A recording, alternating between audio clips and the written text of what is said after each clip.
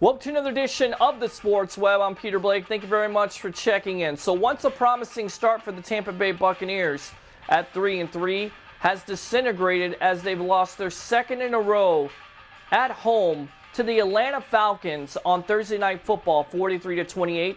I'll give you 3 reasons why this happened on Thursday night. My number 1 reason would be the defense. In fact, the defense continues their downward spiral. Check this out. The last 2 weeks, 513 yards to Derek Carr in passing. Tonight, 344 to Matt Ryan. It's unacceptable. You give any quarterback time to throw the ball at least 4 to 6 seconds, he's going to pick you apart. Look, there's defensive playmakers on this team.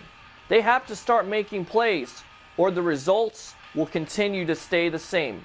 My number 2 reason would be the penalty situation. 11 penalties on Thursday night against a good team like the Falcons. And here's what happens. It kills the momentum of drives.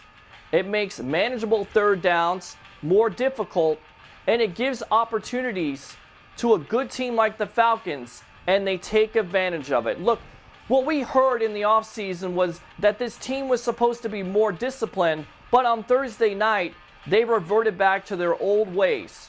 1 step forward, 2 steps back. And my number 3 reason would be coaching. Now, I know what you're going to say. Dirk Koetter is in his 8th game of his NFL coaching career. But how do you excuse a coach that would not accept a penalty that would put the Falcons into a 3rd and 22 situation? You decline it, and you give them an opportunity for 3 points. How do you do that? And then on the defensive side of Mike Smith, we heard all throughout the offseason that he was going to bring different looks, that he was going to blitz. Yet there's no adjustments on this defense. In fact, I think this defense could actually be worse. All in all, it's a team effort. Since 2009, the Tampa Bay Buccaneers are 17-43, and they're 0-4 this year at home. At the first of the year, I thought this team was going to be good.